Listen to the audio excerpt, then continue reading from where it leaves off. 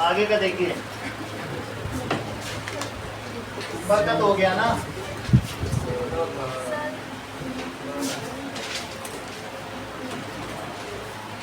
Now,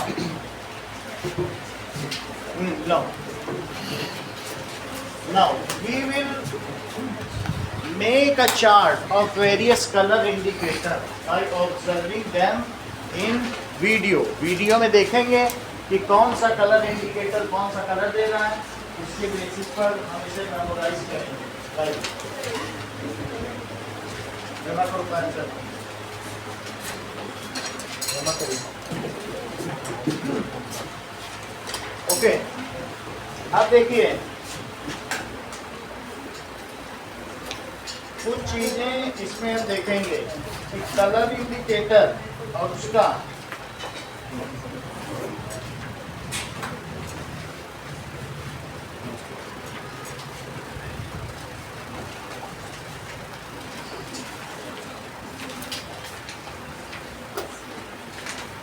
ये देखो,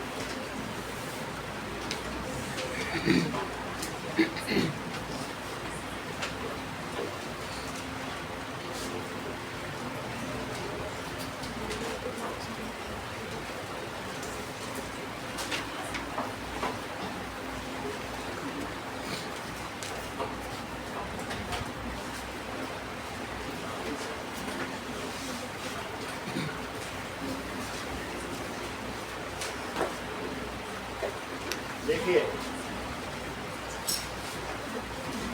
हम जल्दी बिना गिर के रंग बदलते हैं। जैसे पानी में लगाया तो जैसे कोई साबुन का मिश्रण जो कि बेस या बेस को मिलाते ही लाल होगी। तो जैसे ही इससे कैमरा मिला है वो भी ऐसे है भाई, हम जल्दी बिना गिर के रंग बदलते। हल्दी का देखिए, पानी में लगाया हल्दी का क्या दिखाया गया है? कोई साबुन का मिश्रण जो कि बेस या बेस को मिलाते ही लाल होगी। तो जैसे इससे कैमरा मिला है वो भी ऐसे है भाई,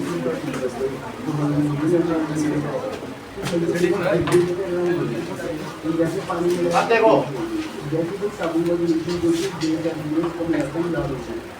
क्या चीज इसमें दिखाई गई है। जब हम हल्दी में साबुन मिलाते हैं तो उसका कैसा कलर है? रेड हो गया। साबुन का क्या मतलब होता है बताओ? साबुन मिला दे या बेस, मान लीजिए मैंने इसमें हल्दी में NaOH मिला दिया तो इसका कैसा कलर हो जाएगा? अगर मान लीजिए टर्मरिक है तो इसका कैसा कलर हो जाएगा? लेकिन अगर मैं इसी के साथ HCl भी डाल दूं तो ये दोनों रिएक्ट कर जाएंगे। बोलो, एसिड और बेस जब आपस में रिएक्ट करते हैं तो क्या बनता है? NaOH। ये है बेस और ये क्या है? अगर ये रिएक्ट करेंगे तो NaCl बन जाएगा और साथ में क्या बन जाएगा? वाटर। ये न्यूट्रलाइज हो जाएगा। अब NaCl कुछ खतरनाक नहीं है, ये एक ड्रॉप पड़ जाए, अगर ये एक ड्रॉप पड़ जाए तो ये पूरा यहाँ पर क्या हो जाएंगे, कई तरीके के फफोले निकल आएंगे। ये जरा सा निकल जाए तो एसिड अटैक है। और जब इससे इन दोनों के मिलाने से NaCl बना तो हम कहते हैं 2 चम्मच नमक और डालो। तो ये बिल्कुल भी खतरनाक नहीं। ये खतरनाक है तो इसका मतलब है कि एसिड और बेस ने आपस में एक दूसरे को क्या कर लिया है? न्यूट्रलाइज कर दिया है। और न्यूट्रलाइज होने के बाद मान लीजिए हमने NaOH डाला तो NaOH डालने पे आयुषी हल्दी का क्या कलर होगा? रेड। लेकिन जैसे उसने नींबू निचोड़ दिया तो NaOH को किसने न्यूट्रलाइज कर दिया? HCl ने। और अब ये अपने नेचुरल कलर में आ गई। जरा देखो भी फिर से दिखाएगा, नींबू के निचोड़ते ही ये देखो नींबू निचोड़ा तो एसिड बेस न्यूट्रलाइज हो गया, हल्दी फिर से। समझ में आ गई बात? अब आगे की बात देखो। नाउ नेक्स्ट इज, ये तो हल्दी का हो गया। नाउ लेट अस सी रेड लिटमस सॉल्यूशन। इस चीज को देखो, तो पहला हमने कलर इंडिकेटर में क्या देखा? Colour indicator it is turmeric. Turmeric का नेचुरल कलर क्या है? येलो। सुनील देवासी, इसका कलर इन एसिड क्या है? येलो। क्योंकि एसिड में तो घर में रोज सब्जी बनती है, हल्दी का कलर कभी नींबू डालने से, खटाई डालने से बदला है? तो येलो। और अगर हल्दी का दाग लग जाए और ऐसे को साबुन से धोया जाए, साबुन बेस होता है, तो इसका रेड कलर हो जाएगा। अब अगला देखिए, that is litmus solution test. देखिए, Litmus solution is an indicator to Yes, that distinguish indicator. between acid and bases. Litmus solution works the blue color in the presence of base. In the test tube, I take the solution of ammonium hydroxide, which is a base. When red litmus solution is added in the solution of ammonium hydroxide, the color of red litmus solution is converted into blue. इसमें test tube में blue colour दिख रहा Litmus है। solution is an indicator to distinguish between acid and base. देखो, इसने क्या बताया कि लिटमस सॉल्यूशन को इसने किस में डाला? बोलो, NH4OH। NH4OH क्या होता है? अमोनियम। और OH माइनस क्या होता है? हाइड्रोक्साइड। तो निष्ठा बोलो, ये एसिड है या बेस? अगर OH रिलीज करेगा तो ये बेस है। और बेस में क्या होता है बताइए?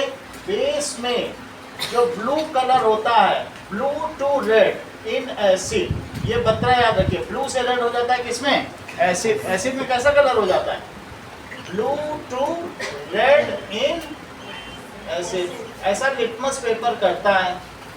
और बेस में क्या होता है बोलो? Red to blue in base. इतनी बात ध्यान रखो, बेस में कैसा होता है? रेड टू ब्लू हो जाता है, रेड से ब्लू हो जाता है, बेस में ब्लू कलर हो जाता है। अब इसमें इन्होंने डाला तो इसका कैसा कलर हो गया होगा बोलो? अमोनियम हाइड्रोक्साइड में ब्लू कलर हो गया। अगला देखिए, तो हम लिटमस के बारे में लिखे। लिटमस के बारे में पलक बताइए, इसका नेचुरल कलर क्या होता है, और फिर ये भी बताइए, ठीक है? नेचुरल कलर इसका पर्पल होता है। अब एसिड में कैसा कलर देगा? अब बेस में, ठीक है? अब आगे की बात करो। नेक्स्ट इज चाइना रोज के बारे में देखो। गुड़हल, हिबिस्कस।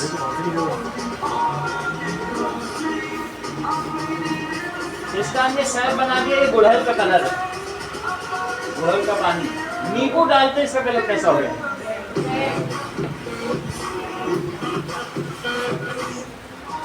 ऐसा करते हैं, देखो चाइना रोज के बारे में इसका नेचुरल कलर हम लिख देते हैं, पर्पल ही दिखाया जा रहा था, वैसे मुझे वॉयलेट दिख रहा है। और ये इसमें कैसा हो गया? इसके बारे में अभी हमें नहीं पता, ये रेड ग्रीन है, इसमें वीडियो में नहीं दिखाया गया, लेकिन हम बाद में इसको ऑब्जर्व करते हैं। ये चाइना रोज का है, रेड तो आपको समझ में आ गया ना इसका। अब आगे देखो, नेक्स्ट इज लिटमस इंडिकेटर का एक और देखो। आपके पर्सनल मैसेजेस इसका हो गया। आपकी शेयर लोकेशन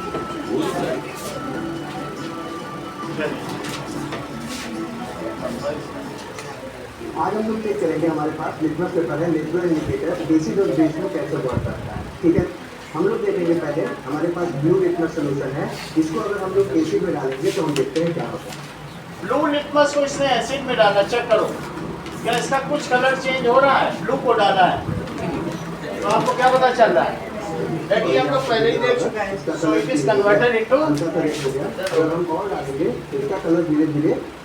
अब और आगे देखिए, that is methyl orange. Methyl orange इस कलर का होता है। मिथाइल ऑरेंज कलर में आपको दिखाया भी था, that how it looks like.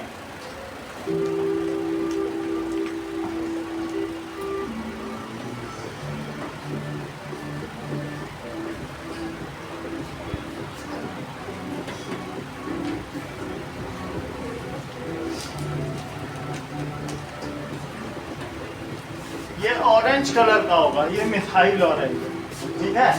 This is methyl orange. तो अब देखो मिथाइल ऑरेंज को उसने किसमें डाला? इसमें देखो एसिड में इसका कलर कैसा हुआ? ओरिजिनल कलर कैसा था, पहला वाला वाटर है तो पहले येलो था, बेस में भी कलर नहीं चेंज कर रहा है, ठीक है ठीक है। तो चलिए देखिए मिथाइल ऑरेंज ने वाटर में क्या किया, वाटर में इसका कलर देखो। अच्छा अब बेस में देखना, ये बेस है, बेस का भी येलो ही रहेगा, बाकी चार्ट से रिकंसाइल करेंगे तो कुछ रेड है लेकिन अब इस तरीके से काम करेगा। ओरिजिनल कलर ऐसे हम इंडिकेटर अभी देखेंगे कि वाटर में यानी न्यूट्रल में बदल जाता है। ओरिजिनल ये वाटर बेस्ड सोल्यूशन नहीं है, अल्कोहल बेस्ड।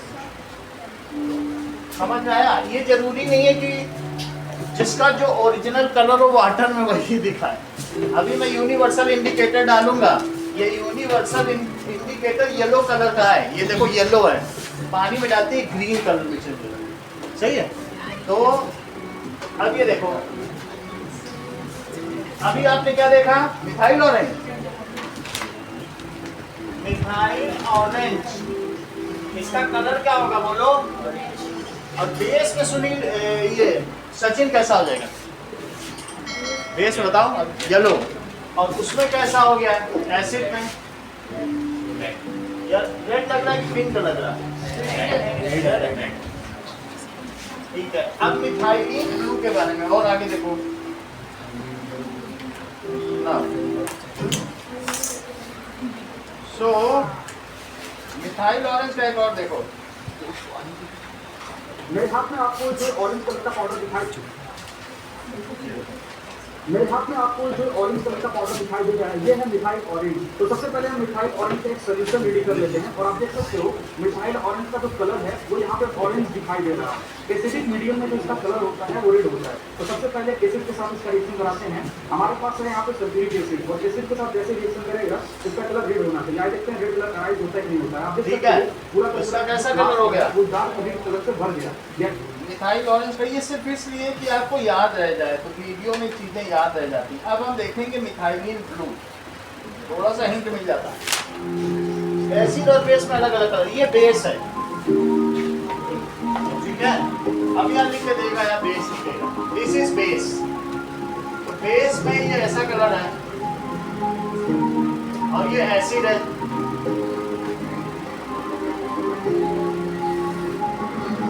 दोनों में ये थोड़ा फिरोजी हो जाएगा, अभी ग्रीन हो जाएगा।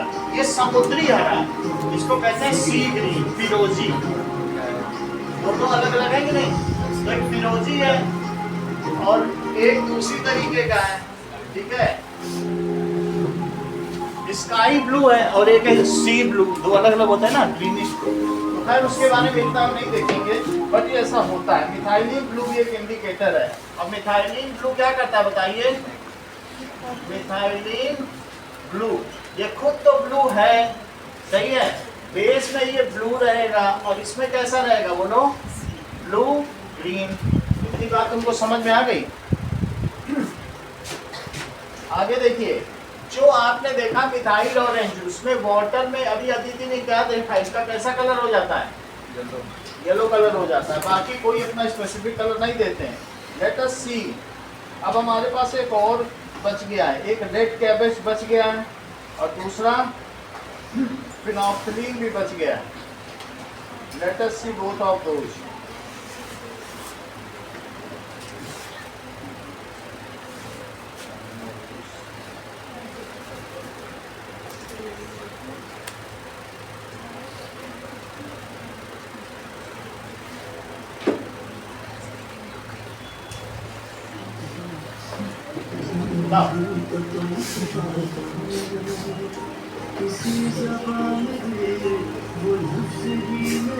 इसको पहले हमने ग्राइंड कर लिया, बॉईल कर लो, थोड़े गर्म पानी में डाल दो। ये सोल्यूशन है। अब देखो थोड़ा सा इन्होंने नींबू डाल दिया।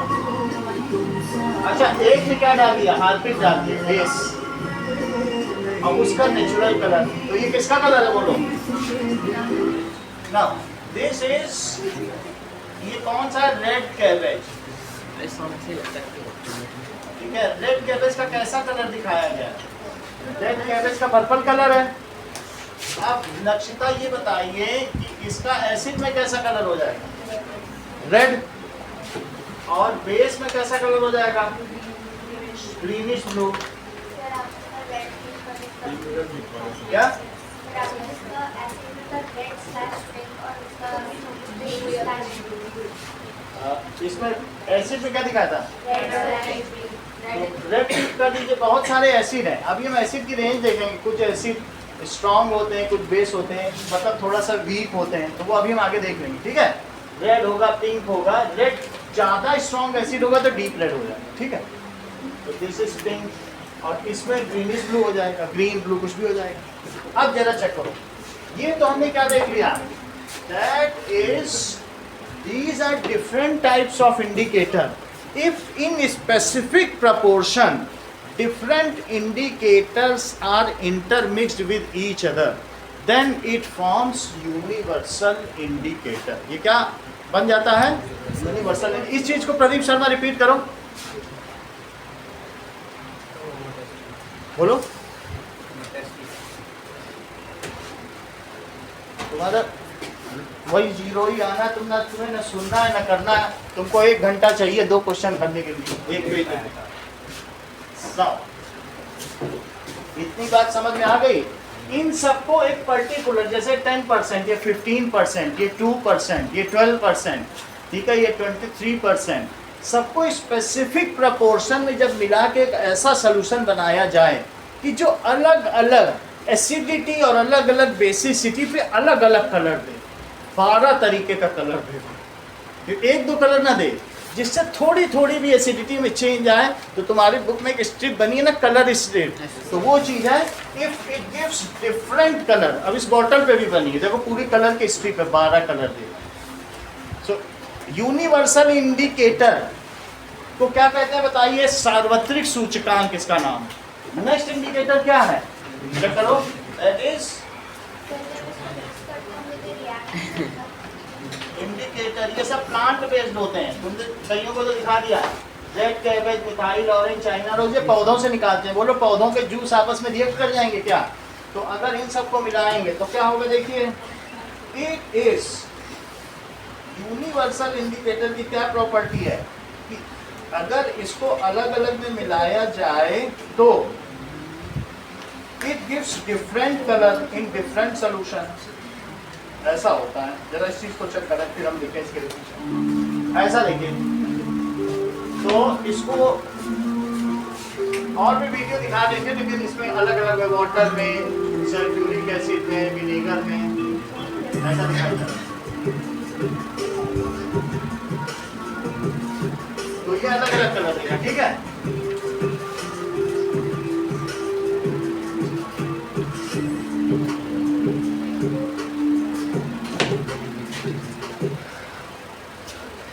Universal indicator at different pH values. इस चीज को एक बार और देख लें, फिर आगे बढ़ें। Universal indicator at different pH values. Now,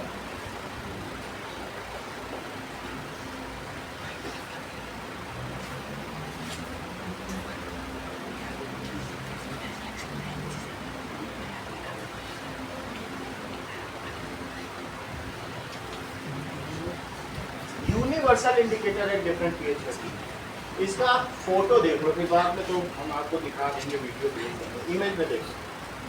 तो अलग अलग में अगर इसे रखेंगे तो क्या होगा? एट डिफरेंट सोल्यूशन इसका ऐसा निकलेगा, थोड़ा एसिडिक, थोड़ा बेसिक। तो ये धीरे धीरे अलग अलग कलर में होगा। यहाँ तो ऐसा दिखाया गया है। अदरवाइज इसमें क्या होगा कि एक तरफ रेड से शुरू होके दूसरी तरफ डार्क पर्पल, या कैसा चला जाएगा बताओ? ब्लू तक चला जाएगा। तो वही कलर आपके में दिए गए, ठीक है। सो इट गिव्स, इससे क्या होगा? ऐसा कुछ कुछ दिखेगा। ये मान लो अलग अलग सोल्यूशन में हम डालें तो कैसा दिखेगा? It will result like this, ऐसा दिखेगा। ये यूनिवर्सल इंडिकेटर। इसको भी किसी दिन हम लोग करके दिखा देंगे, ये सब अलग अलग रखेंगे तो उसमें अलग अलग वैल्यू देंगे। Now what is universal indicator? If different indicators are intermixed with each other in specific amount. सबको बराबर बराबर नहीं डालना है, ऐसा डालना है कि हमें थोड़ा थोड़ा एसिडिटी बदले तो कलर बदले, सही ना, इंडिकेटर अपना काम करे। हम क्यों 10 तरीके के इंडिकेटर देखते हैं, एक ही इंडिकेटर से सारे काम होते हैं, तो हमने उसमें यूनिवर्सल इंडिकेटर। क्या चीजें बताइए? अच्छा, इसका जो खुद का कलर होता है नेचुरल कलर येलो है, और इसको अगर हम किस में डाल दें, एसिड में, तो ये क्या कलर देगा, रेड, और बेस में डाल दें तो ब्लू या वायलेट देगा, और वाटर में कर दें तो क्या दे देगा, ग्रीन। वाटर में कैसा कलर देगा, हाँ, तो डिफरेंट पर डिफरेंट ही देगा। अब ये एक्सट्रीम कलर में दिखा रहा हूँ, बट इसका स्पेक्ट्रम अभी थोड़ी देर में पढ़ाएंगे, पीएच वैल्यू, तब मैं 1 से लेकर 14 तक पीएच वैल्यू पढ़ाऊंगा, फिर अलग अलग का कलर बताऊंगा। लेकिन एक्सट्रीम एसिड में, स्ट्रॉन्ग एसिड में रेड, और स्ट्रॉन्ग बेस में कैसा दे देगा, ब्लू, इतना समझ लो। बाकी अभी थोड़ी देर बाद सब चीज़ें बताएंगे। और जो न्यूट्रल है, न्यूट्रल में कैसा देगा, ग्रीन कलर देगा, ठीक है कि नहीं। ठीक, अभी हम बेसिक डेफिनेशन समझ रहे हैं एसिड बेस, उसके बेसिस कुछ चीज़ें देगा। नाउ यूनिवर्सल इंडिकेटर क्या है,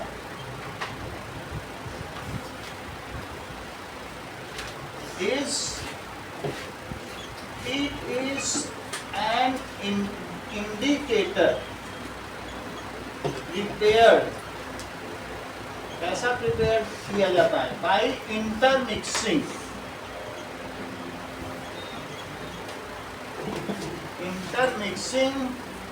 variety of plant based indicator. ऐसे इंडिकेटर्स मिलाए जाते हैं जो पौधों से निकाले हो, आपस में रिएक्ट ही ना करें। Variety of indicators in specific amount, और ये कैसा कलर देगा, सुनिए, it gives variety of colors at different hydrogen ion and hydroxide ion concentration। जैसी concentration होगी उसके आधार पर कलर बदलेंगे। It gives variety of color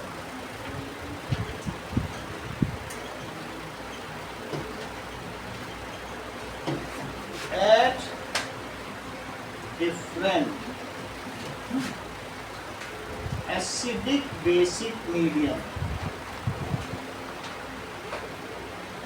उसमें ये अलग अलग कलर देगा, सही है, यूनिवर्सल। अब आगे की बात करें, इंडिकेटर्स दो तरीके के होते हैं, what are those two different types of indicator. तो पहला है कि जो देख कर कलर से पता लगाया जा सके, दैट इज कलर इंडिकेटर, और दूसरा क्या है, ऑल फैक्ट्री इंडिकेटर। अब देखो, जो हमारी डिफरेंट नर्व्स हैं, नाक के अंदर कौन सी नर्व है, ऑल फैक्ट्री नर्व्स, इसके अंदर कौन सी है, जो सूंघने का काम करती है। आंखों के अंदर दैट इज ऑप्टेटिव, कौन सी नर्व है, optative nerves. Auditory nerves, gustatory nerves, जो चखने का काम करती है वो कौन सी है, और स्किन पे सेंसरी नर्व्स, नाक में ऑल फैक्ट्री। तो कुछ ऐसे इंडिकेटर्स हैं जो स्मेल से बता देते हैं, किसमें बताएंगे, स्मेल से। अब जरा देखो, इसके इंडिकेटर्स के नाम है those indicators which give specific smell in acids and bases are known as, colour नहीं देंगे अलग, लेकिन महक देंगे। तो वो है अनियन, क्लोव ऑयल, और क्या है तीसरा, वनीला।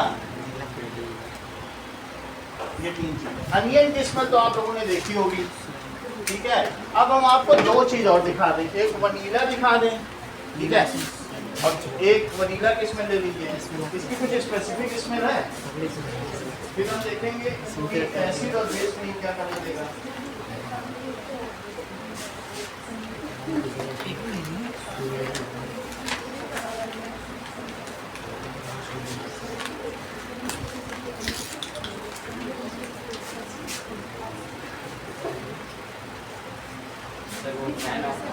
अच्छा भी कर,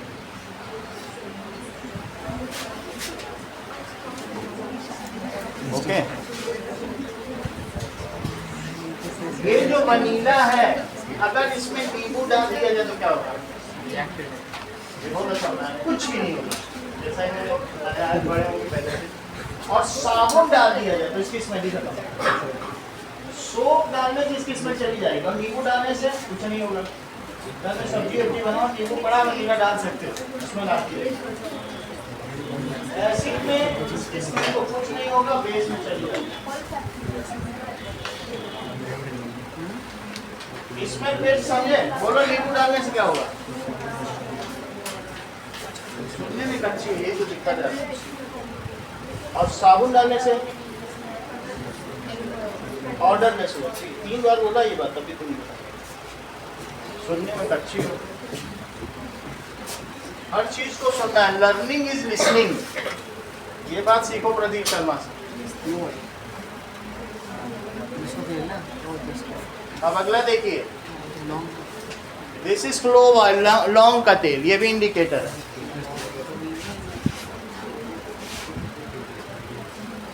नींबू में क्या होगा? कुछ नहीं होगा, इसकी स्मेल आती रहेगी। लौंग डालते हैं खाने में, लौंग भी महकता है, नींबू भी महकती है। साबुन डाल दो क्या होगा?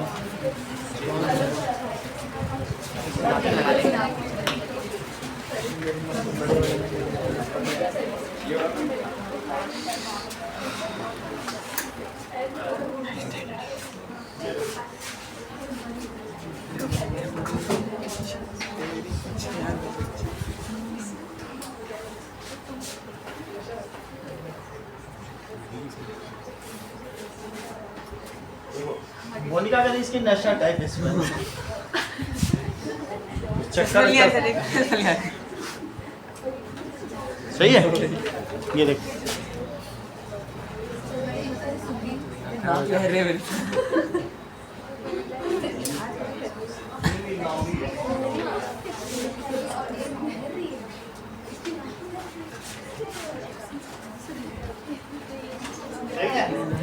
अब अगर आपसे पूछा जाएगा 3 ऑल फैक्ट्री इंडिकेटर्स, तो देयर स्मेल रिमेन रिटेन, किसमें रह जाती बताओ? एसिड में।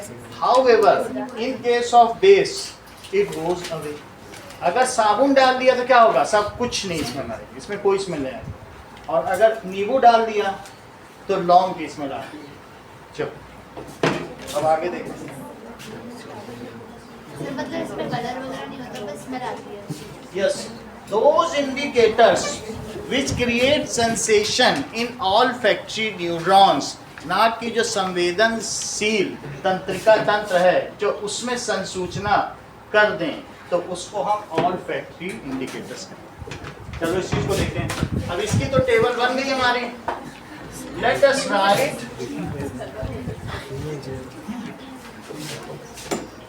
they gives their specific smell, अपनी स्मेल रिटेन करते हैं एसिड में, लेकिन बेस में क्या होती है बताओ? No smell. चलो बेस यानी साबुन, दैट इज बात नहीं करिए। ओनियन और बात ही करते रहेंगे जैसे सब आता हो, सिर्फ यहाँ विजिट करने आए। क्लोव ऑयल, और तीसरी चीज वनीला। तो in acid there characteristic smell होगी।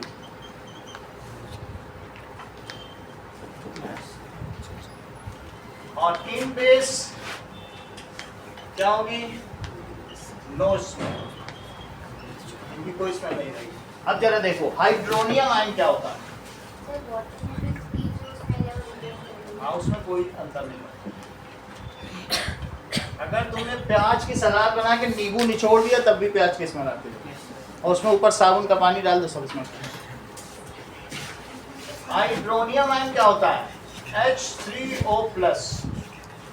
इसका क्या मतलब है कि ऑक्सीजन के बारे में कल तुमने देखा था कि ऑक्सीजन की आउटर मोस्ट ऑर्बिट में कितने इलेक्ट्रॉन होते हैं? That is 2 और 6। अच्छा, इसका ऑक्टेट तो पूरा हो नहीं सकता, कभी कभी ये 2 इलेक्ट्रॉन किसी से लेके O2- भी बना देता है, ले लेता है, ऐसा कर सकता है। तो ये ऑक्सीजन के आउटर के इलेक्ट्रॉन में बना रहा हूँ, दो ये तो हाइड्रोजन इसके पास आ गए एक इलेक्ट्रॉन लेके। तो जब तुम्हारे यहाँ कोई मेहमान आ जाएगा, 2 मेहमान आ जाएंगे, तो तुम दोनों के लिए कमरा खाली कर दोगे, बाकी सब चीज पीछे, उनके लिए कमरा खाली करो कि नहीं? तो इसने अपने 2 इलेक्ट्रॉनों को इस व्यवस्था क्रम में रख दिया है। इट इज सच अरेंज्ड कि एक के साथ इससे शेयरिंग करेगा और किस एक के साथ कैसे शेयरिंग करेगा, इसके साथ। सही है। देखो इस अगर तुम्हारे पास 2 टिफिन कम है तो तुम अपने 6 टिफिन में से 2 आगे कर दो। 6 ही तो इलेक्ट्रॉन है इसके पास, 2 मैं आगे कर दूं, 2 तुम आगे कर दो, तो तुम्हारे 2 मेरे हो गए। तुम किसी से 2 लेना चाहते हो तो तुम्हें अपने भी 2 शेयर करने पड़ेंगे, तभी तो दूसरा 2 रखेगा बीच में। इसके कितने कम है बताओ, 2। तो इसने 2 आगे कर दिए। तो हाइड्रोजन में ने भी देख देख के एक एक आगे कर दिया, दोनों को एक एक दे दिए हाइड्रोजन। अब वो उन दोनों को अपना मान रहा है, इसके हो गए पूरे, और अपने दोनों को उससे भी बोल दिया तुम भी अपना मानो। तो दोनों का काम चल गया कि नहीं भाई, हमारे 2 कम है, हम 2 सामने रखेंगे तो तुम भी तभी तो रखोगी। इसी को तो कोवैलेंट बॉन्डिंग कहते हैं। सही है। तो इसने एक इसकी तरफ कर दिया। अब बोलो क्या सिचुएशन होगी आयुषी, ये जो शेयर्ड पेयर ऑफ इलेक्ट्रॉन है it exactly lies between the sharing atoms, बीच में हो जाए। हम लोग कहेंगे बीच में रखो ना तुम्हारे पास ना हमारे बीच में रखो, यही तो होगा। और इसी तरीके से यहाँ भी क्या होगा, ये दोनों इलेक्ट्रॉन क्या हो जाएंगे, ऐसे हो जाएंगे। अब ये ऑक्सीजन कहेगा कि तुम दोनों का इलेक्ट्रॉन मेरा हुआ और मेरा ऑक्टेट पूरा। फिर हाइड्रोजन कहेगा फिर तुम्हारा भी मेरा हुआ, तुम मेरा एक पे घेरेबंदी कर रहे हो, सो आई विल ऑल्सो कवर 1। जितना तुम मेरा लोगे उतनी तुम्हारी चीज भी हमारी होगी। इस चीज को शेयरिंग कहेंगे। क्या कहेंगे, शेयरिंग। लेकिन ऑक्सीजन ऐसा है नहीं। Oxygen is more electronegative than hydrogen.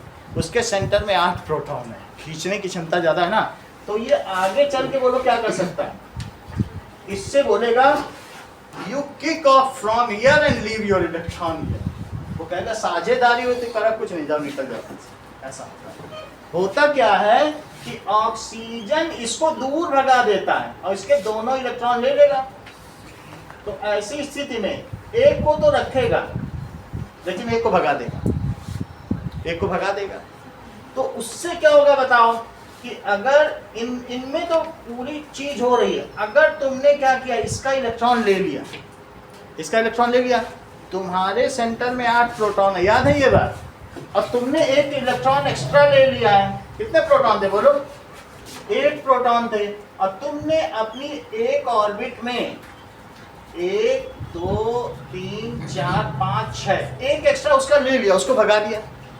तो इसके पास तो सिर्फ प्रोटॉन ही बचा। कोई अपना हाइड्रोजन के बारे में तुम जानते हो क्या होता है, एक प्रोटॉन और एक इलेक्ट्रॉन है, उसका इलेक्ट्रॉन कोई छीन ले, मान लो यही छीन लिया इसने, ये छीन लिया, तो इस पर एक नेगेटिव चार्ज आ जाएगा और इस पर क्या आ जाएगा। ऐसी स्थिति में ये बन जाएगा हाइड्रोजन आयन और ये क्या बन जाएगा, हाइड्रोक्साइड आयन। बोलो ये बात तुम्हें समझ में आ गई कि ये हो जाता है। अब ये हवा में घूमता रहेगा, H+ आयन तो प्रोटॉन ही होता है, ये हवा में घूमते घूमते ये कहाँ पहुंच जाएगा, एक वाटर मॉलिक्यूल के पास पहुंच जाएगा और उसको अपनी बात बताएगा। किसको बताएगा, वाटर मॉलिक्यूल को। जबकि इसी के जैसे किसी भाई ने, जैसे कोई अमेरिका से लुट के अमेरिका के ही पास पहुंच जाए कि देखो ऐसा ऐसा करा, अच्छा तुम्हारे साथ आओ मेरे पास।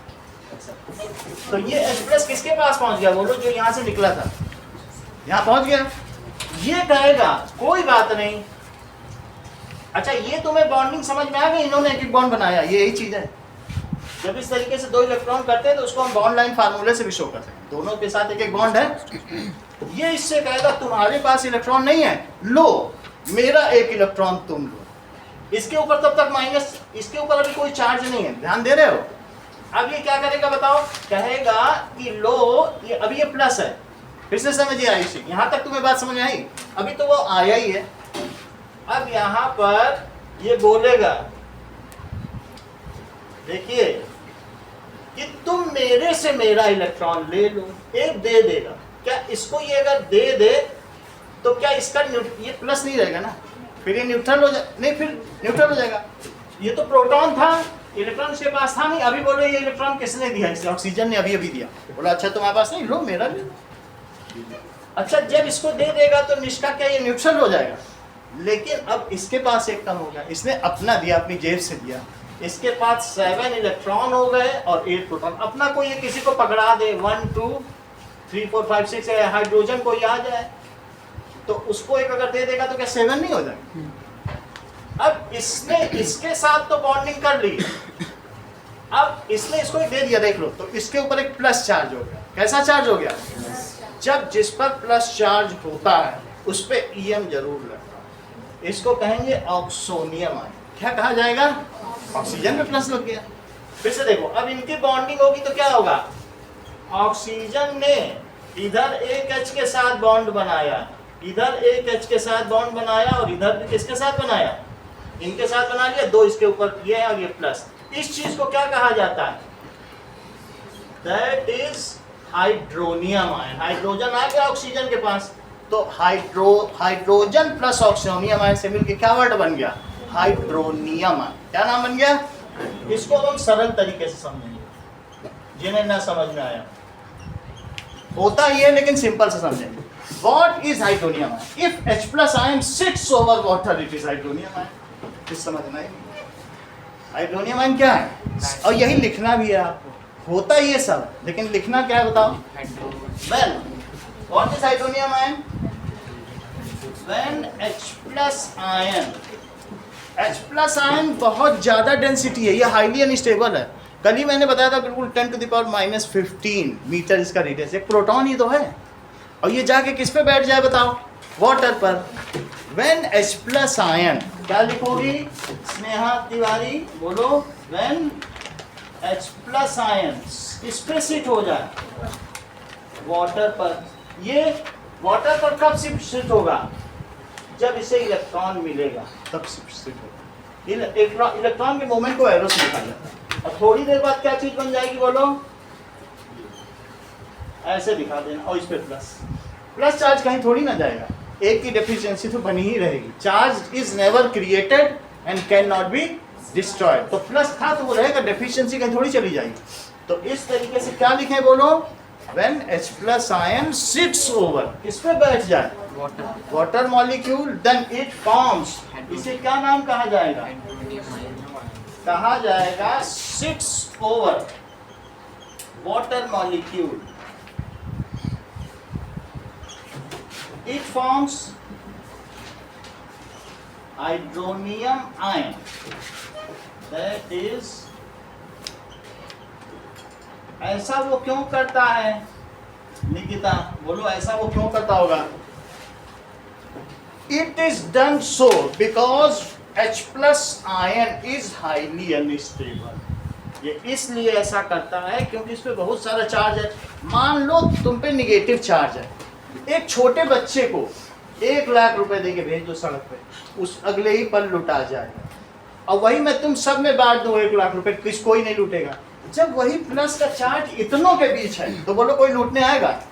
कोई सोचेगा इनके पास क्या होगा, 10,000 लेके घूम रहे होंगे पास। अब ऐसे एक ही को दे दो, इसी पे तुमने सारा प्लस लगा दिया, तो क्या होगा बताओ? सारे मांगने आएंगे, सारे अट्रैक्ट करेंगे ना। छोटे चार्ज डेंसिटी बहुत ज़्यादा हो जाती है, तो ऐसे में चार्ज डिस्पर्स कर दिया जाता है, घेरे में बांट दिया जाता है, तो उससे स्टेबिलिटी मिल जाती है। और छोटे पे ही सारा चार्ज दे दो तो क्या होगा? वो अनस्टेबल हो जाएगा। वो अपनी अनस्टेबिलिटी को ओवरकम करने के लिए ऐसा करता है कि उसने अपने चार्ज को डिस्पर्स कर दिया कईयों पे। तो इट इज डन सो, क्यों वो बैठ रहा है? Due to for stability H plus ion is highly unstable। थोड़ा सा वॉल्यूम 10⁻⁻15 का मीटर का रेडियस, और इतना सारा प्लस का चार्ज लिए घूम रहा है, बोलो अनस्टेबल होगा कि नहीं? इसलिए so it is done to ये गेन स्टेबिलिटी। देखो H plus ion क्या है? Is highly unstable, so it disperses its charge, so it makes H3O plus ion to gain stability।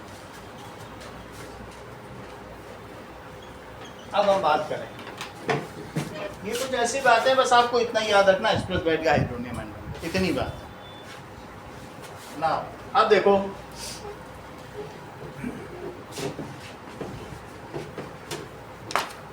Now acid क्या होते हैं?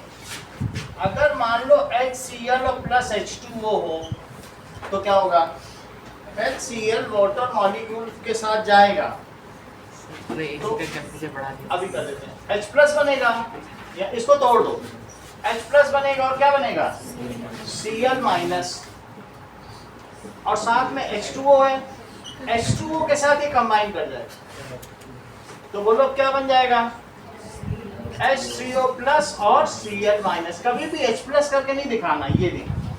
और अब जब ये बन जाएगा तो इसके चारों तरफ हाइड्रेशन या सॉल्वेशन हो जाएगा, पानी घेर लेगा इसको, जैसा कल बताया था। तो उसकी वजह से हम इन दोनों के साथ अब और क्या लिखते हैं बोलो एक्वियस, यानी अब अगर ये घेर लिए जाएंगे पानी से तो फिर कभी मिल नहीं पाएंगे, फिर वो सॉल्यूशन स्टेबल हो जाएगा। कहने का मतलब है कि अगर H2SO4 है सरोज और उसको मैंने पानी में डाल दिया है, तो क्या आप मुझे बताएंगे कि मुझे यहाँ क्या लिखना चाहिए?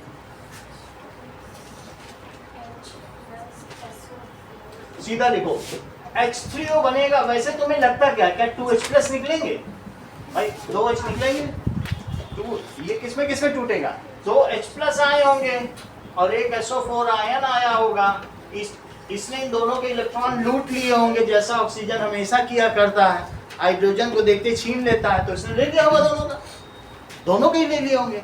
और अब ये जब वाटर के संपर्क में आया तो बोला कि ठीक है अब हम अलग हो जाते हैं, ठीक है, उसको अलग किक ऑफ ही कर दिया कि जाओ वाटर आ गया, जाओ कहीं भी जाओ। सही है, जब तक साथ में था तब तक मजबूरी थी, इलेक्ट्रोस्टैटिक फोर्स था, अब अलग कर दिया पानी में, ठीक है आप जाइए कहीं। अब देखो साथ में क्या बन गया सल्फेट आयन, और इसे 2H2O लिखो, क्या लिखोगे हर एक H प्लस आयन किसके साथ जाएगा, एक H2O के साथ, तो 2H प्लस आयन किसके साथ जाएंगे 2H2O के साथ, तो क्या बनेगा 2H3O प्लस एक्वियस और plus SO4 sulphate ion, aqueous का मतलब है ये पानी से घेर लिए गए। इसी तरीके से अगर इसका हम इसे डायरेक्ट नाइट्रिक एसिड का वाटर में डिसोसिएशन कराएं तो क्या फार्मूला बनेगा, सीधा करवाना HNO3 प्लस वाटर, इससे बताइए क्या रिएक्शन होता है।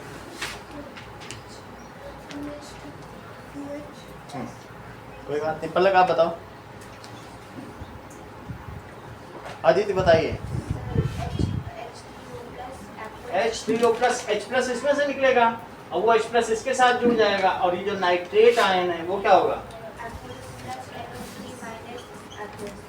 बोलो हर्षिता, बात समझ में आ गई कि इस तरीके से हम ये दिखाएंगे। ये आपकी बुक में कहाँ दिखाई है, इस चीज को भी देख लो, जो हम लोगों ने अभी किया है, दैट इज शोन, ये पेज नंबर 23 पे देखो, व्हाट हैपेंस टू एसिड और बेस व्हेन वाटर सॉल्यूशन, ऐसा लिखा इस पेज पे, व्हाट हैपेंस टू एसिड, नीचे देखो, नीचे की 2-3 इक्वेशन, सही है। H2SO4 में ये देखो कि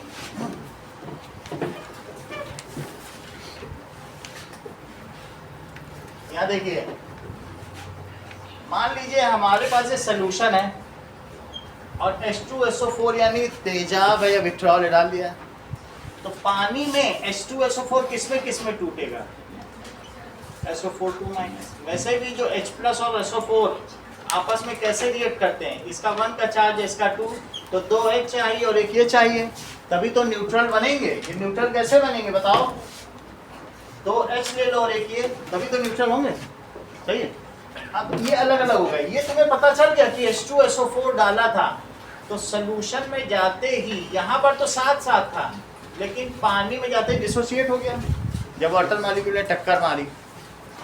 लेकिन H प्लस आयन आपस में स्टेबल नहीं है, तो बोलो ये क्या करेंगे, ये क्या वाटर के पास चले जाएंगे, ये इस पे चला गया, ये इस पे, तो क्या बन गया 2 H3O आयन बन गए और एक सल्फेट आयन, सही है। तो हमें कैसे लिखना चाहिए कोई भी इक्वेशन, ये सब करने की जरूरत नहीं है, सिंपली आप क्या लिखेंगे कि dilution, these are known as equation of dilution. अगर मैं वाटर दिखाऊं तो तुम ये दिखा देना ये H प्लस आयन सीधा इसके ऊपर बैठने जा रहा है और Cl फ्री हो जाएगा, ये दोनों ही इस पे बैठने जा रहे हैं और सल्फेट फ्री हो जाएगा, सही है।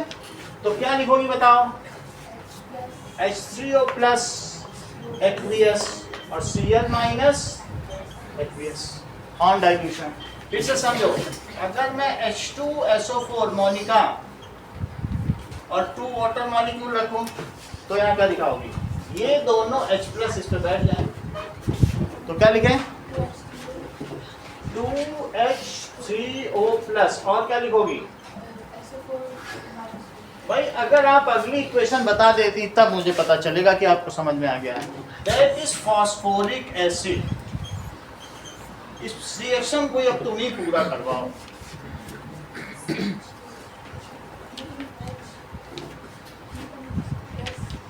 अब यहाँ का भी तो कुछ बताओ। की बात है, चलो ठीक है आपकी बात लेते हैं, थोड़ी देर के लिए ठीक है, बाद में बैलेंस करवा देंगे। चलो बताओ।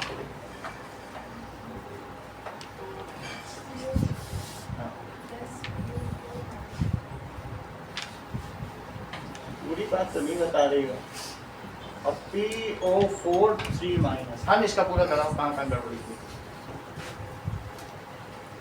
3 H प्लस है, ध्यान रखिएगा। आप बताओ तो 3H2O नहीं चाहिए, जब 2H प्लस है तो 2H2O चाहिए था।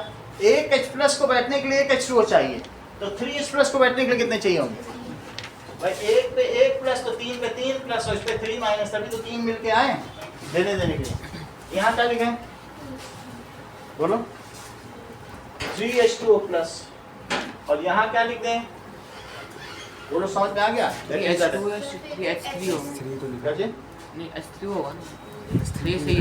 जो आप कहेंगे लिख देंगे, मैंने 3H हटा दिए और PO4 फॉस्फेट आयन अलग लिख दिया, उसको भी एक PS कर दिया। फिर से बताएं, कौन सा बताएं बोलो, कोई आपको बंधना समझ में आया? आ गया। चल हाँ मतलब अगर 3H होंगे तो फिर 3H2 चाहिए होगा। फिर HN में 3H में तो एक ही H है, लेकिन H2 दो है। कहाँ दो है? एक ही तो है। एक H प्लस इस पे बैठ गया, दो कहाँ? H2 मतलब एक ही माना जाएगा, उसको हाँ? दो नहीं माना जाएगा। किसको? H2 जो है वो पूरे मॉलिक्यूल जो है उसको एक ही माना जाएगा, उसको दो नहीं माना जाएगा। H2O पे ही है आके H बैठेगा। क्यों? क्योंकि जो H2O है उसमें O निगेटिवली चार्ज है, उस पे 2 इलेक्ट्रॉन है, तो ये H प्लस कहीं भी से भी छूटेगा तो इस पे बैठ जाएगा। तो जो वाटर उस पे बैठ के क्या बना देगा, कहने का मतलब है कि H प्लस आयन और प्लस वाटर मिलके क्या बनाते हैं H3O प्लस। ये चीज सही है। तो जितने H निकलेंगे उतने वाटर चाहिए, 3 निकले तो चाहिए। आगे देखिए, okay now okay properties of basis. हमको अभी तक जितनी बातें बताई गई हैं यहाँ पर, उसमें से सिर्फ इतना ही समझना है कि एसिड की डेफिनेशन क्या है, उसके फीचर्स क्या हैं। अगर इतना आपने सीख लिया तो सफिशिएंट। ये सभी फालतू बातें कुछ कहीं कहीं कॉन्सेप्ट के लिए सपोर्ट करेंगे तो करेंगे, पूछा कुछ नहीं जाएगा। क्या तुम्हें इतना आ गया है कि एसिड क्या होते हैं और साथ में उनके 4 फीचर क्या होते हैं? इतना जरूरी है, इतना काम का है। सही है। अब हम बेस पे चलते हैं ना। ये कभी कभी काम आ जाएगी किसी के लिए, क्योंकि कोई अभी आकाश जाएगा, कोई एलन, तो काम आता है। जो हमारे बच्चे जाते हैं बोलते हैं ये सब बहुत काम आता है, तो मैं बता देता हूँ। काम करो तो रख लो, तो किनारे कर देता हूँ। अब आगे की बात देखो, व्हाट इज बेस। बेस को समझो तो बेस क्या होते हैं। सबसे पहली बात हाई कर दे, चलो ओके।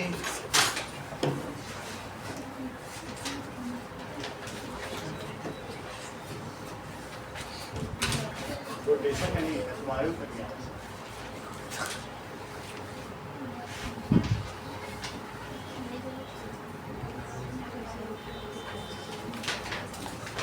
ओके चलिए बेस समझो। बेस समझने से पहले हमें एल्कली समझना होगा। एल्कली क्या होता है लक्षिता?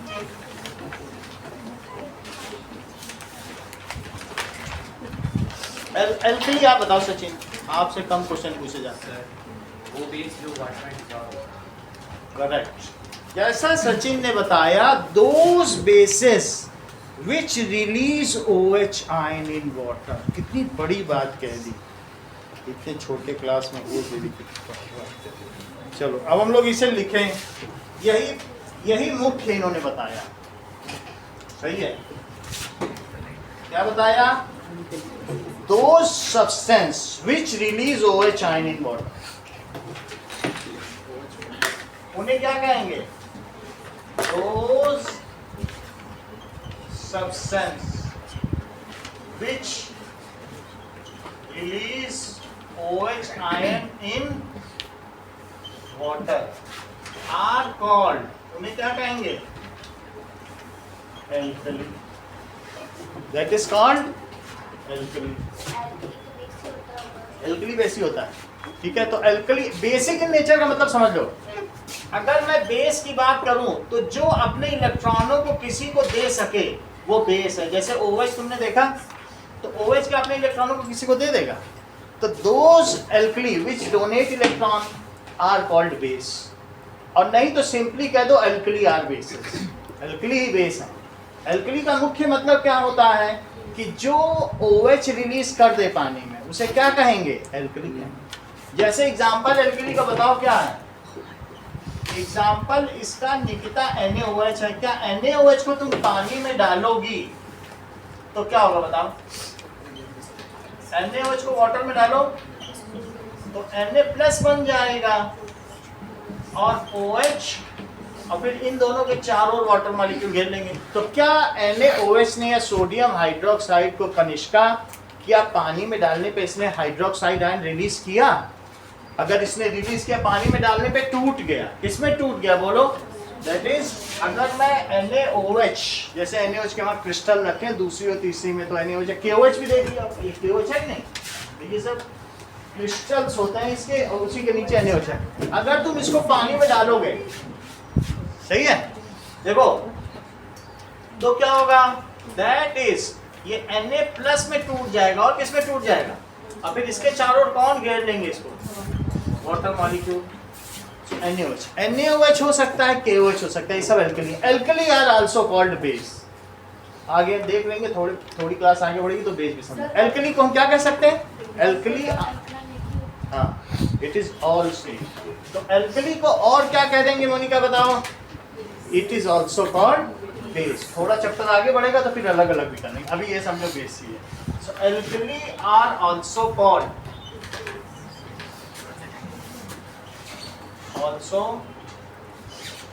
बेस। सही है।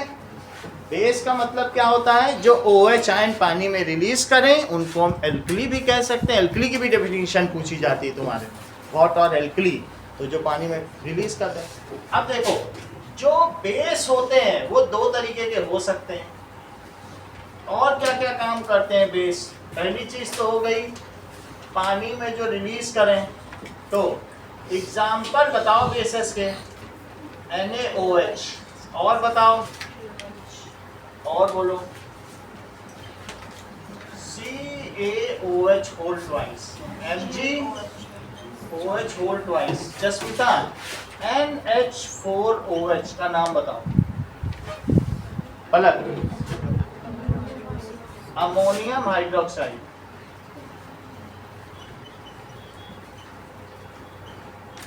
ठीक है, ये सब बेस के नाम हो गए। इन सभी को पानी में डालेंगे तो क्या होगा?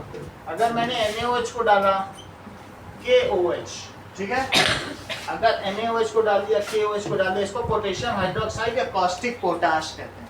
इसको कॉस्टिक सोडा, पोटेशियम है ना नाम इसका, तो इसका नाम क्या पड़ जाता है? अब कॉस्टिक का क्या मतलब है? कोरोसिव, जंग लगना। अभी तुम NaOH ये सब डाल दो, जहाँ साबुनदानी रखी रहती है स्टील में, वहाँ सब जंग लग जाएगा नल के पास। कॉस्टिक्स का क्या मतलब है? Which are corrosive in nature, उन्हें क्या कहते हैं? कॉस्टिक। करोट कर देते हैं, ये मेटल लेटल से रिएक्ट करेंगे। अब इनकी रिएक्शन देखेंगे। कल हमने नहीं देखा था HCl के मेटल से कैसे रिएक्ट हुई थी, फिर FeCl2 बन गया।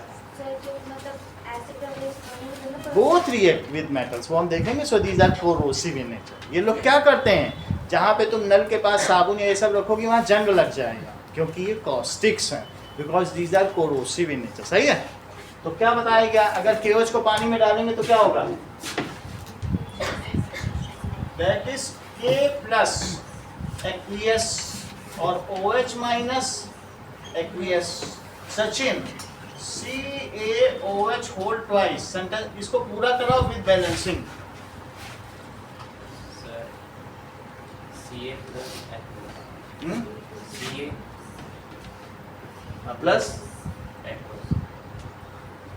Ca plus aqueous. नहीं sir, Ca plus OH minus.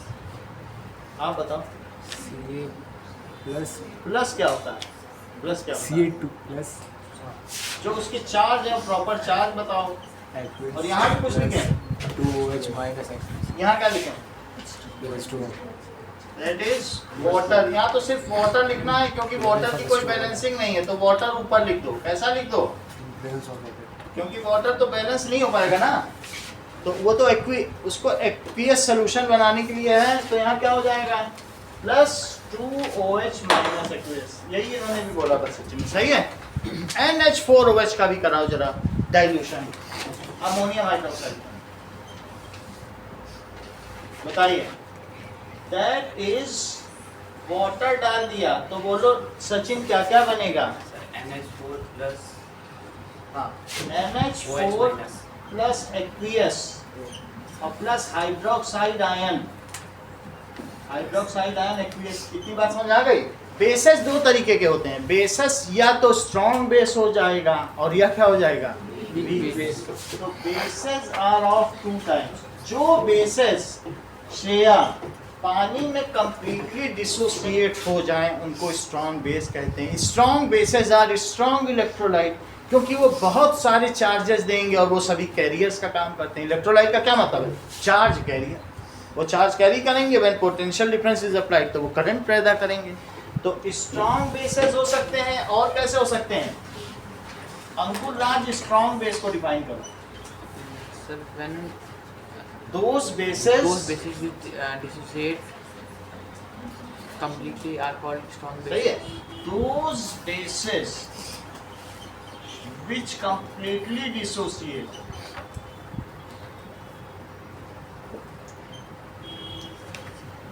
in water are called strong base। उसको strong base कहते हैं। ये पूरी तरीके से डिसोसिएट हो जाएगा। अब आगे देखो, now examples of strong base। अभी हम CaOH का देख रहे हैं। CaOH और क्या स्ट्रॉन्ग में आता है? CaOH whole twice. तो देखो इसमें सबका नाम दे दिया है, ठीक है। इनको भी दे दिया है, बेरियम हाइड्रोक्साइड भी दे दिया है। Now milk of magnesia is a weak base. चलो अब इसके एग्जांपल देखो। कैल्शियम हाइड्रोक्साइड आता है, ये भी ठीक ठाक टूट जाता है। चूना चूना ऐसे खा नहीं सकते, जो आप ऐसे यूज नहीं। और जबकि MOM milk of magnesia mom solution कल हम लोगों ने दिखाया था डाल के, उसको हम लोग पीते भी हैं जमाल गोटा की तरह। तो इससे क्या होता है? कॉन्स्टिपेशन होता है तो वो क्लियर कर देता है। तो वो सोल्यूशन जो हम बॉडी में ले सकते हैं वो वीक बेस है, ठीक है। और जो नहीं लिया जा सकता, क्या चूना कोई खा सकता है? नहीं खा सकता, तो वो स्ट्रॉन्ग चीज हुई। तो स्ट्रॉन्ग क्या है? जो डिसोसिएट कर दे, हार्मफुल हो हमारे शरीर के लिए। तो NaOH, KOH और साथ में CaOH तीन स्ट्रॉन्ग बेस है।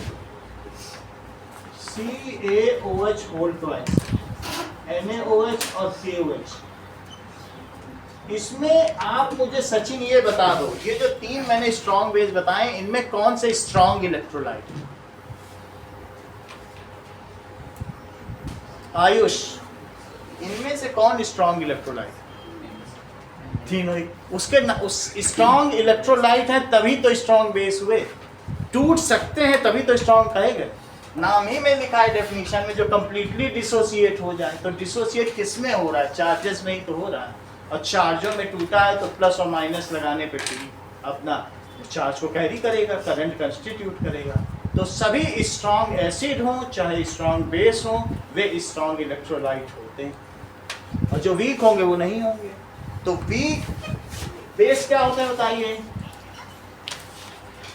Weak base those partially dissociate. 1,00,000 में एक। अमोनियम हाइड्रोक्साइड का यही काम है, ये 1,00,000 में एक टूटता है। These bases ये क्या होंगे? partially dissociate in ये partially dissociate करेंगे। CaOH whole twice side weak base. ये OH को मैंने वीक रखा नहीं है। Calcium hydroxide is weak base.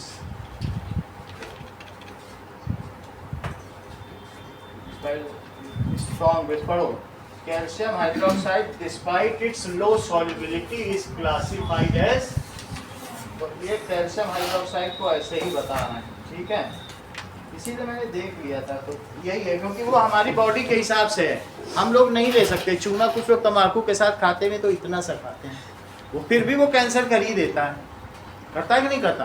तो इसलिए जो चीज़ हार्मफुल है बॉडी के लिए वो तो फिर वीक कैसे हो सकती है, स्ट्रॉन्ग ही होगी।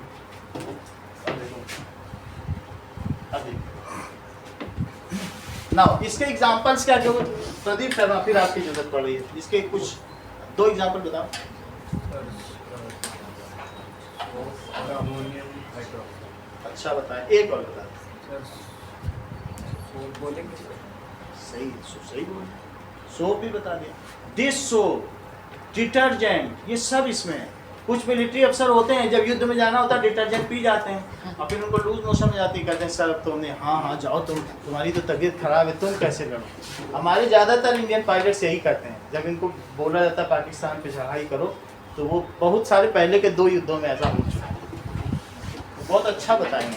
That is milk of magnesia MgOH whole twice, और क्या है बताओ, NH4OH, और एक और क्या बताया, all soaps and detergents, all soaps and detergents. अभी आपकी क्लास आज तो 7:40 तक ही करेंगे क्योंकि वो वहाँ पर नीचे वेट कर रहा होगा, मुझे 5 मिनट और करते हैं। देखो इनके सेलिएंट फीचर से समझो बेसिस के। पहली बात, दीज आर सोपी इन टच या स्लिपरी इन नेचर, छूने में फिसलते हैं और सर कड़वे होते हैं। कड़वे होते हैं। These are bitter in taste. जो भी सब्जियां ऐसी हैं जैसे करेला हो गई, ये सब है तो जो कड़वी हो और जो छूने में फिसलें उनको बादी कहा जाता है। जैसे भिंडी काटो तो ऐसे लिसलिसी होती है ना, ऐसे तो ऐसे वो सभी बेसिक इन नेचर। जैसे कटहल जिसमें लिसलिसापन है, बैगन हो गया, तो ऐसी कुछ सब्जियां भी होती हैं जो बेसिक होती हैं और कुछ ऐसी होती हैं जब कटहल में नींबू डालो तो उनके बीच में एक रिएक्शन होती है, फिर वो रेड कलर का हो जाता है, तो ऐसी बेस रिएक्शन होती है। तो बेस की क्या सेलिएंट फीचर्स हैं बताइए। सेलिएंट फीचर्स ऑफ बेस ज्यादातर तो प्रदीप शर्मा ने बता दिए हैं। तो बेसेस क्या होते हैं, रिलीज क्या करेंगे, हाइड्रोक्साइड आयन इन वाटर, और दूसरी चीज these are bitter in taste. कभी डिटर्जेंट तो खाया होगा, खैर अभी तो पायलट नहीं है। These are bitter in taste, ये कड़वे होते हैं एंड सोपी इन टच, और फिसलते हैं हाथ से, एंड सोपी या स्लिपरी, स्लिप करते हैं in touch. Bases are corrosive in nature, metal के साथ रखने पे जंग लगा देंगे। Bases are corrosive in nature, ठीक है। और चौथी चीज, on dilution they produce heat, exothermic. इन सभी प्रोसेस में बहुत हीट निकलती है, ठीक है। चाहे अभी इवन KOH है, इसको पानी में डाल देंगे तो स्प्लैश कर देगा, बीकर तोड़ देगा, इतनी ज़्यादा इसमें। कोई भी चाहे NaOH, स्ट्रॉन्ग के केस में ऐसा है, वीक में नहीं है। वीक में तो आप मिला दो पानी, कुछ नहीं होगा। स्ट्रॉन्ग में बहुत हीट निकलेगी। तो क्या होगा, चौथा पॉइंट, पायल सर बस चौथा पॉइंट बताओ, ये देखने के लिए कि आप सुन रही हैं, बोलो बताओ।